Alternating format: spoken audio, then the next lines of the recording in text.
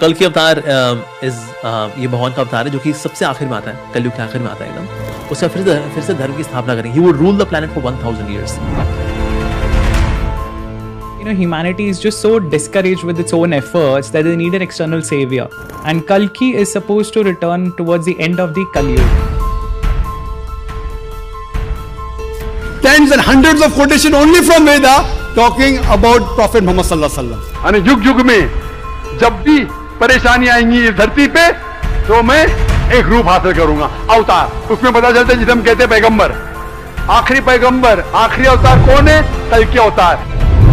आने वाला आ चुका है। आज इस रोए ज़मीन पर मौजूद 4000 से भी ज़्यादा मज़ाहिब इंसान के सामने 4000 मुख्तलिफ़ खुदाओं, किताबों और अक़ीदों को पेश करती हैं, जिन्हें हमने आसमानी और ज़मीनी मज़ाहिब में तकसीम कर दिया है। लेकिन दर हकीकत तमाम मज़ाहिब आसमानी होते हैं, जिन्हें तब्दील करने और जिनमें रद्द बदल करने में उन मज़ाहिब के उलमा का एक अहम किरदार होता है। इन तमाम मज़ाहिब में तौहीद, रिसालत और आखरत के तमाम तर तालीमात मौजूद होने के बावजूद उन्हें उनके पैरोकारों से छुपा दी जाती है, जिसकी एक मिसाल उलमाए यहूद हैं, जिन्होंने तौरेत में रद्द बदल की और उसकी असल पैगामात को छुपा दिया। अल्लाह ने अपने मुक़द्दस कलाम में 4 आसमानी किताबों का ज़िक्र किया है, यानी तौरेत, ज़बूर, इंजील और कुरान मजीद। लेकिन इंसानी तारीख़ के इस 1000 साला वक्त में इन 4 किताबों के अलावा भी बेशुमार पैगंबरों पर सहीफ़े और किताबें नाजिल हुईं, जिसकी मिसाल आदम अलैहिस्सलाम के बेटे हज़रत सीस पर नाजिल शुदा सहीफ़ा, हज़रत इब्राहीम पर उतारे गए सहीफ़े और इदरीस अलैहिस्सलाम का सहीफ़ा यानी हन्नोक की किताब है, जिन्हें कुरान मजीद में सूफ़े ऊला कहा गया है, जिसके माने सबसे पहले सहीफ़े और बिखरे हुए औराक हैं। इस लफ्ज़ को संस्कृत में आद ग्रंथ कहा जाता है।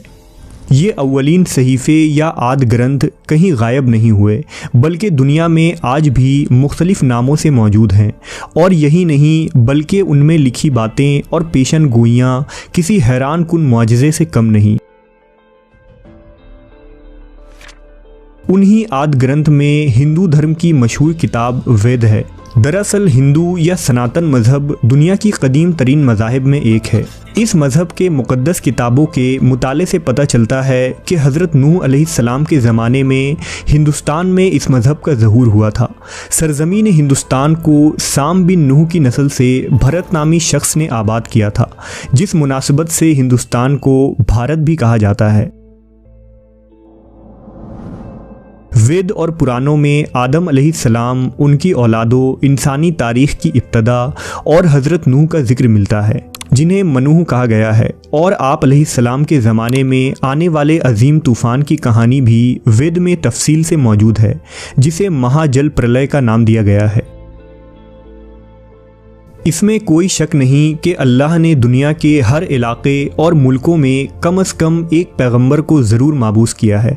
लिहाजा हिंदुस्तान की सरज़मीन पर भी एक नबी ज़रूर माबूस हुए होंगे, जिनका नाम या तो तारीख़ के औराक में कहीं गुम हो गया या दूसरे कौमों की तरह हिंदुओं ने उन्हें अपना देवता बनाकर उनकी पूजा शुरू कर दी। लेकिन तमाम बड़े अक़वाम की तरफ माबूस होने वाले पैगंबरों को अल्लाह ने वही के ज़रिया ये ख़बर दी थी कि आखिरी ज़माने में पूरे दुनिया के सरदार और इंसानियत के रहनुमा हज़रत मोहम्मद सल्लल्लाहु अलैहि वसल्लम का ज़हूर होगा, जो दुनिया में फैले कुफ्र और जुल्म की घने अंधेरों को दूर कर देंगे। चुनांचा तौरेत, ज़बूर और इंजील में हज़रत मोहम्मद सल्लल्लाहु अलैहि वसल्लम के आने की बशारत खुले अल्फाज में दी गई है। लिहाजा दुनिया के इस कदीम मज़हब यानी सनातन धर्म की मुक़द्दस सहीफ़े वेद में भी सरकार दो आलम मोहम्मद सल्लल्लाहु अलैहि वसल्लम के आने की खुशखबरी मौजूद है। और ये पेशन गोई हज़ारों साल गुज़रने और इन किताबों में ज़बरदस्त रद्द-ओ-बदल होने के बावजूद वैसी की वैसी मौजूद है। दरअसल हिंदू मत की किताबों में उनकी असल तालीमात यानी एक खालिक व मालिक, आखरत, जन्नत व दोज़ख का तसव्वुर आज भी मौजूद है। और इंसाफ पसंद हिंदू उलमा और मुहक्किकीन इन पेशन गोइयों की मौजूदगी का एतराफ़ भी करते हैं। अगर हिंदू मत की किताबों में मौजूद उसूल और बुनियादी अकीदों की बात करें तो पुराणों में ईश्वर के अवतार का तस्वुर मिलता है। लफ्ज़ अवतार का मतलब है ज़मीन पर आना, यानी वो हस्ती जिसे खुदा ज़मीन पर पैगाम पहुंचाने के लिए भेजे। यजुर्वेद के मुताबिक अवतार को इस धरती पर तब भेजा जाता है जब लोग बेदीन हो जाते हैं, खुदा के बंदों को तकलीफ़ देने लगें, गुनाहों और जुल्म में इजाफा हो जाए और लूट मार, जिनाकारी और साधुओं को तकलीफ़ पहुंचाया जाए।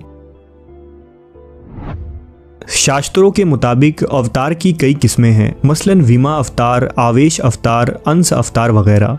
मज़ीद ये कि हिंदू मत के तमाम देवताओं मसलन ब्रह्मा, राम और विष्णु के 10 से लेकर 24 अवतार हैं जो हर युग में इंसानियत की रहनुमाई के लिए और बुराई के खात्मे के खातिर पैदा होते हैं। अब सवाल ये उठता है कि युग क्या है? तो दरअसल हिंदू पुराणों और सहीफ़ों के मुताबिक वक्त को 4 हिस्सों में बांटा गया है: सतयुग, त्रेता युग, द्वापर युग और कलयुग। पांडवों के ज़हूर के बाद कलयुग की इब्तिदा हुई, जिसमें हम अभी जी रहे हैं। इस युग में बुराई और गुनाहों की ज़्यादती और नेकी को बहुत ही कम बताया गया है। हिंदी इल्म फल्कियात के मुताबिक कलयुग 3102 कबल मसीह की निस सबको शुरू हुआ था और ये वो वक्त था जब श्री कृष्ण ने दुनिया को खैराबाद कहा। इन तमाम युगों में हिंदू देवता विष्णु के 9 अवतारों को इस ज़मीन पर भेजा गया था, जिन्होंने लोगों को राह रास्त पर लाया और गुनाह और बुराई का खात्मा किया। लेकिन विष्णु के 10वें अवतार यानी कल्कि अवतार को आखिरी युग यानी कलयुग में भेजा जाएगा, जिसकी पेशन गोई, आने का ज़माना और उसके हालात और पहचान सब कुछ हिंदुओं के एक मुकद्दस किताब कल्कि पुराण में मौजूद है। अगर कल्कि पुराण की माने तो कल्कि अवतार को कलयुग में आना है और जो इंसानियत का मसीहा होगा। दूसरी तरफ जब हम पैगंबर इस्लाम हज़रत मोहम्मद सल्लल्लाहु अलैहि वसल्लम की सीरत का मुताला करते हैं तो ये बात आईने की तरह साफ नज़र आती है कि कल्कि अवतार कोई और नहीं बल्कि मोहम्मद सल्लल्लाहु अलैहि वसल्लम ही हैं। पुराणों और शास्त्रों के मुताबिक कल्कि अवतार एक द्वीप यानी जजीरा में पैदा होगा और हज़रत मोहम्मद भी जजीरा अरब में पैदा हुए थे।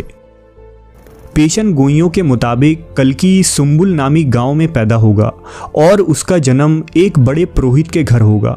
अगर लफ्ज़ शुम्बुल का तर्जुमा करें तो इसका मतलब अमन का इलाका है और नबी सल्लल्लाहु अलैहि वसल्लम भी अमन की जगह यानी मक्का में पैदा हुए और बड़े पुरोहित से मुराद जनाब अब्दुल मुतल्लिब हैं जो हरम के मुतवल्ली और आपके दादा थे। कल्कि पुराण के मुताबिक कल्कि पहाड़ की तरफ जाएगा और परशुराम से ज्ञान हासिल करेगा और बाद में उत्तर की जानिब जाएगा, फिर वापस आ जाएगा। ये पेशन गोई आप सल्लल्लाहु अलैहि वसल्लम की ज़िंदगी से बिल्कुल मुमासिल है। चुनांचा आप सल्लल्लाहु अलैहि वसल्लम मक्का के पहाड़ियों में चले गए थे और जिब्राइल से वही हासिल की, फिर शुमाल की जानिब यानी मदीना मुनव्वरा तशरीफ़ ले गए और वहाँ एक मुद्दत गुजारकर वापस अपनी मकाम यानी मक्का का दौरा किया। कल्कि अवतार की खुसूसियात के बारे में मज़ीद लिखा है कि वो तमाम अच्छी सिफ़ात की वाहिद उम्मीद और खुदा की अदा करदा 8 खुसूसियात की हामिल शख्सियत है। वो दुनिया का सरदार है जो देवदात नामी घोड़े पर सवारी करेगा और बुराई फैलाने वालों को अपनी तलवार से हलाक करेगा। उस ज़माने में आखिरी अवतार के ज़रिया कली यानी शैतान की हार होगी। नबी सल्लल्लाहु अलैहि वसल्लम के मामले में ये पेशन गोई भी हकीकत के ऐन मुताबिक है। हुजूर और आपके साथियों ने पूरे सरजमीन अरब से कुफ्र और बातिल निज़ाम का ख़ात्मा किया और उस वक्त की आलमी ताकतों यानी रोम और फ़ारिस को फ़तह करके 1400 साल पहले इस पेशन गोई की तकमील की थी। रही बात देवदात यानी खुदाई घोड़े पर सवारी की, तो सफ़र मिराज में हुजूर का बुराक पर सवारी करना इस बशारत की भी मिज़दाक होती है। कल्कि पुराण की एक और श्लोक के मुताबिक कल्कि अपने 4 साथियों के साथ मिलकर शैतान को तबाह करेगा। नबी सल्लल्लाहु अलैहि वसल्लम के वो 4 साथी खुलफाए राशिदीन हैं जिन्होंने शाना बशाना हुजूर के साथ जुल्म और बातिल कुव्वतों के खिलाफ जंगें लड़ी और तागूती निज़ाम को तबाह करके हक का परचम लहराया, जिन्हें दुनिया आज अबू बकर, उमर, उस्मान और हज़रत अली रज़ियल्लाहु ताला अन्हो के नाम से जानती है। अगर कल्कि अवतार की पेशन गोइयाँ और मोहम्मद सल्लल्लाहु अलैहि वसल्लम की सीरत को मिलाया जाए तो एक एक लफ्ज़ सदाकत की गवाही देती नज़र आती है, और पूरे हिंदुस्तान में तो क्या पूरी दुनिया में भी कल्कि अवतार सिवाय आप सल्लल्लाहु अलैहि वसल्लम के और कोई दूसरा हो ही नहीं सकता। पंडित वेद प्रकाश अपने अल्फाज में इस किताब में लिखते हैं कि हिंदू मत के समझने और मानने वाले अभी तक कल्कि अवतार के आने का इंतज़ार कर रहे हैं। उनका ये इंतज़ार ऐसा है जो कि क़यामत तक ख़त्म होने वाला नहीं है, क्योंकि ये जिस आला हस्ती का इंतज़ार कर रहे हैं उस मुक़द्दस हस्ती का ज़हूर इस दुनिया में हो चुका है, और वो अपना काम मुकम्मल करके 1400 साल कबल ही इस दुनिया से रहलत फरमा गए हैं।